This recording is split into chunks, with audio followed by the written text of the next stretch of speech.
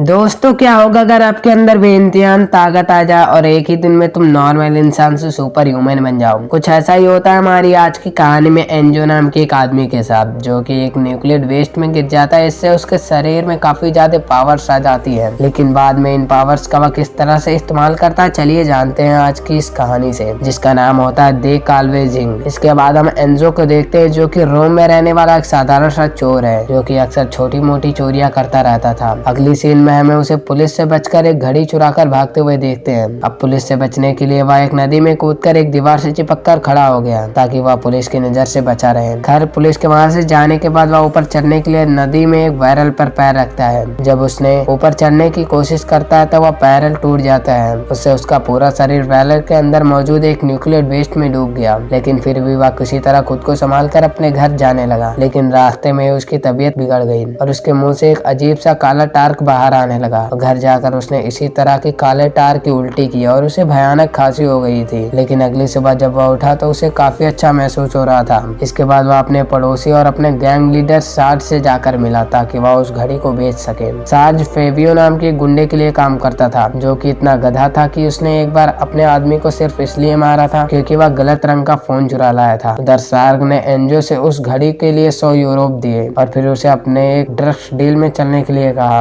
और अब उसे मोटा पैसा मिल रहा था, इसलिए वह भी जाने के लिए तैयार हो गया। जब एंजो सार्ज के घर उस डील का सामान लेने पहुंचा तो यहाँ पर एंजो ने पहली बार सार्ज के बेटी एलिसिया से मिला। यह लड़की थोड़ी पागल थी, से उसने कई सारे बच्चों वाली ड्राइंग बनाकर दीवार पर चिपका रखी थी। वह एंजो को स्टील जीन नाम के एक एमोल के बारे में बताने लगी। उसका ऐसा मानना था कि एक दिन उसका हीरो जिंग उसे बचाने जरूर आएगा। रास्ते में सार्ज ने एंजो को बताया कि एलिसिया की माँ का डेथ हो गया है। इसके बाद उसके दिमाग पर बुरा प्रभाव पड़ा। दिमाग से वह हल्की हो गई और पूरी दुनिया से पूरी तरह से कट गई है। उसके बाद से वह पूरे दिन सिर्फ कार्टून देखती रहती है और रास्ते में से वह 2 लोगों को अपने गाड़ी में उठाकर बैठा लिए और वह एक सुनसान बिल्डिंग के पास ले आया। और ये जिंग वो होते हैं जिसके पेट में सर्जरी करके ड्रग्स के पैकेट को डाल दिया जाता है, ताकि पुलिस को इस काम के बारे में कोई भनक ना लग पाए। लेकिन इनमें से एक आदमी के पेट में यह ड्रग का पैकेट फट गया और उसका वहीं पर मौत हो गई। और उसके भाई ने इस सारे गलतियों को सार्ज पर ठोक दिया और उसे गोलियों से मार डाला। पहले सार्ज ने मरने से पहले उसने दीवार से उसका सर पटक पटक के उसे भी मार डाला और अपनी आखिरी सांस में वह एंजो को भी गोली मार दी और वह लड़खड़ाते हुए बिल्डिंग से नीचे गिर गया। क्योंकि अब एक आम इंसान ऊपर से नीचे गिरेगा तो वह मर तो जरूर जाएगा, लेकिन एंजो बच गया। वह तुरंत उसकी आँख खुली, वह खड़ा हो गया और उसे समझ नहीं आ रहा था कि यह क्या हुआ। और दूसरी तरफ फेबियो और उसके लोगों ने क्लब में निंजा नाम की एक लड़की से मिले, जो कि उन सबकी लीडर थी।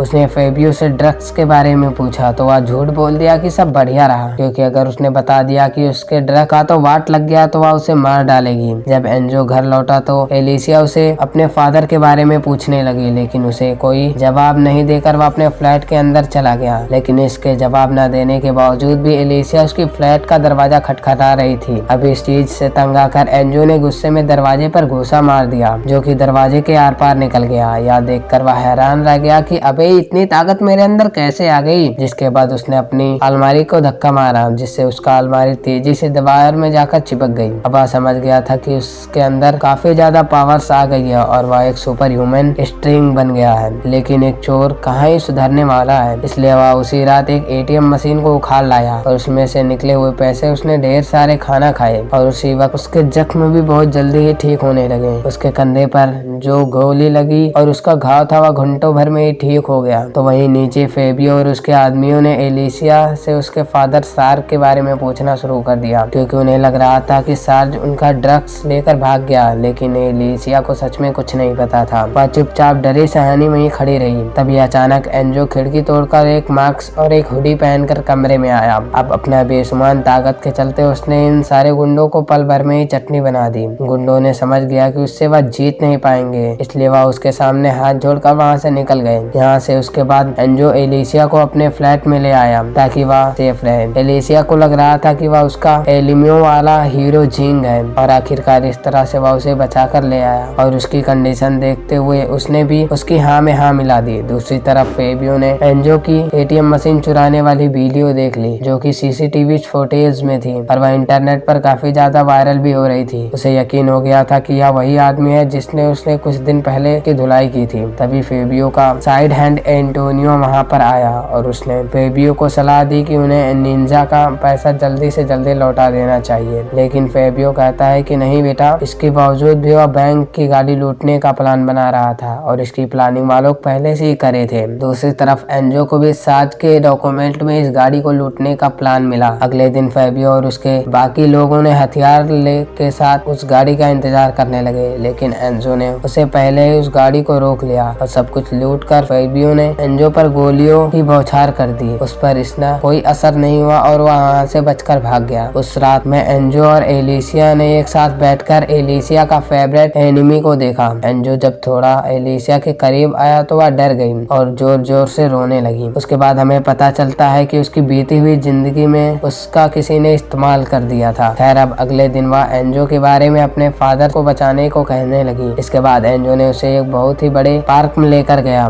जिसके बाद एंजो ने अपनी शक्तियों का इस्तेमाल करके उसे कई जगह घुमाए। दूसरी तरफ फेबियो और एंटोनियो में बहस शुरू हो गई, क्योंकि वह फेबियो से कह रहा था कि हमें निंजा के पैसे लौटा देने चाहिए, फिर उसे के लिए उसे कर्ज ही क्यों न लेने पड़े। लेकिन फेबियो उस चीज के लिए बिल्कुल भी तैयार नहीं था और फेबियो की बात न सुनने पर फेबियो ने गुस्से में एंटोनियो पर अपने कुत्ते छोड़ दिए, जिन्होंने एंटोनियो को मार डाला। दूसरी तरफ एंजो ने एक ढूंढी मॉल में एक एलिसिया को एक बहुत ही खूबसूरत ड्रेस दिलाया, जिससे वह बेहद चाहती थी। और बाद में एंजो ने एलिसिया को शार्क की मौत के बारे में सब कुछ बता दिया और कहता है कि तुम्हें मेरे फादर्स को बचाया क्यों नहीं। वहीं बैंक से पैसे चुराने वाली खबर हर न्यूज में फैल गई थी और एंजो सुपर क्रिमिनल नाम से वायरल हो गया। इसी बीच फेबियो ने ऐसे ही सुपर ह्यूमन पावर्स चाहता था। वह एंजो से नाराज होकर एलिसिया एक बस में चढ़ गई, लेकिन एंजो ने अपनी पूरी ताकत से उस बस को आगे बढ़ने ही नहीं दिया और रोक लिया और उसने अंदर जाकर एलिसिया से माफी मांगी और एलिसिया भी उसके साथ चली गई। लेकिन एंजो ने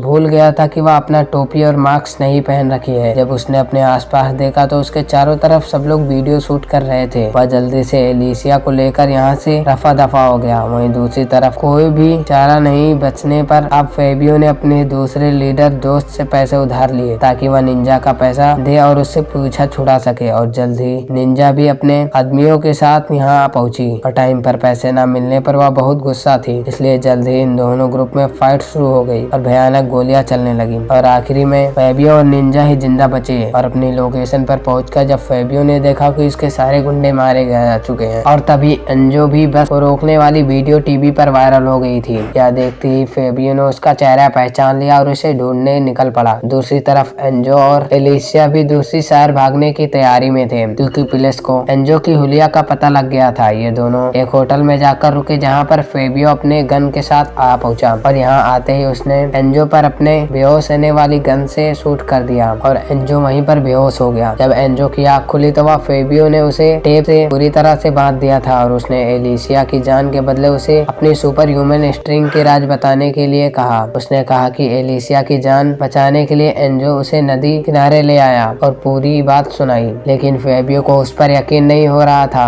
और बातचीत के दौरान ही निंजा पे अपने लोगों के साथ वहाँ पर आ गई और इन दोनों ने अपने ऊपर बहुत सारी गोलियां मारने लगे और इस गोलियों में फेबियो और एलिसियो को भी बहुत सारी गोलियां लग गई। और अपना बदला लेने के लिए निंजा ने फेबियो के शरीर को जलाकर नदी में फेंक दिया और अपनी आखिरी सांस ले रही थी एलिसिया एंजो से अपनी ताकत से लोगों का मदद करने के लिए कहा। अब एंजो के शरीर में क्योंकि कितनी भी ताकत थी, लेकिन वह इस वक्त खुद को बहुत ही अकेला महसूस कर रहा था। अगले दिन फेबियो पानी से निकला और अब उसके शरीर में भी एंजो की तरह सुपर ह्यूमन स्ट्रिंग आ चुकी थी। इसके बाद निंजा के अड्डे पर गया और वहाँ पर मौजूद सभी लोगों को मार डाला और उसने मरते हुए अपनी वीडियो बनाई ताकि वह भी एंजो की तरह वायरल हो जाए, क्योंकि उसे भी यूट्यूब से पैसे कमाने थे। खैर, दूसरी तरफ एंजो एलिसिया की मौत से इधर उधर फिर रहा था ताकि वह सड़क पर गया तो वहाँ पर एक गाड़ी का एक्सीडेंट हो गया था और उसे जलती हुई कार से एंजो ने अपनी शक्तियों का इस्तेमाल करते हुए एक बच्ची की जान बचा ली। बच्चे की माँ ने एंजो का बहुत ही एहसान माना और एंजो के फेबियो की टीवी पर देखा, जो कि वह कह रहा था कुछ ही देर में वह